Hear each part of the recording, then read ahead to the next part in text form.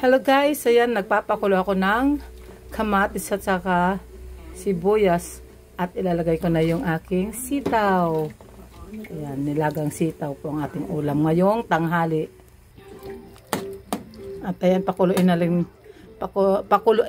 rin natin ulit. Nabulol pa. At ayan, dahil kumukulo na ang ating sabaw na may sitaw, ilagyan ko siya nitong bagong isda ito. Galing sa Pangasinan ito, ni-refill na yan.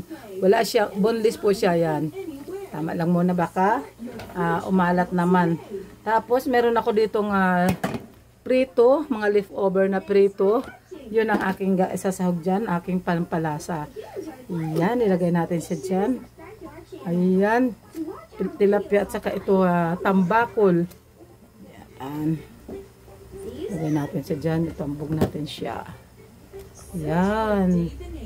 Tapos, hayaan natin siyang kumulo hanggang sa maluto yung ating sitaw para din ng lasa ay ma-absorb din ng sabaw ang lasa ng isda. Ayan, at hayaan na muna natin siya dyan na kumulo hanggang sa maluto. Kasi ito, marami akong saluyot.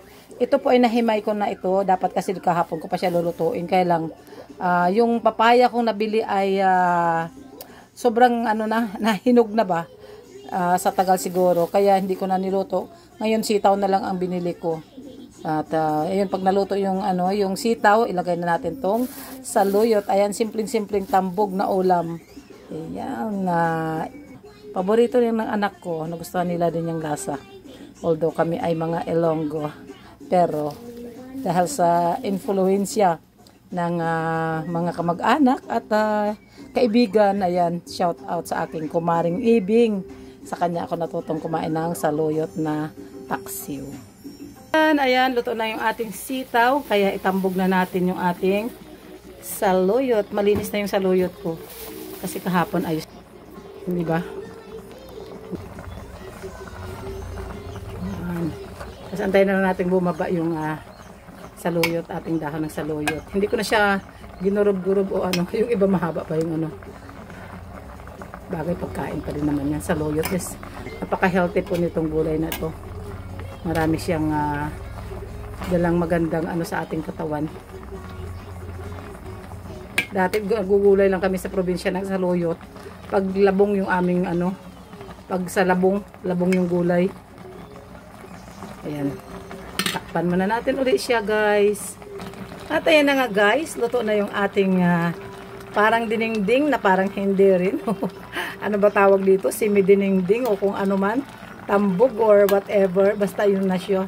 Yun na yun. Kaya alam nyo guys, sa mga prito nyo dyan, sa mga kumakain lang naman ng bagoong isda na yun, gawin nyo ito. Kahit pwede naman na patula, ay papaya, patula, o kahit anong gulay.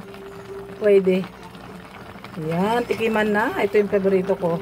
Ang tikiman portion. Nilagyan ko na rin pala ito ng mga pampalasa gaya ng granules, yun, kunting asukal. Wow! Wow na wow! Check, mapapa-underize na naman ako nito. At ayan na guys, maraming salamat sa suporta palagi. Mag-ingat po tayo. God bless us all and Jesus loves you and I love you too. Thank you!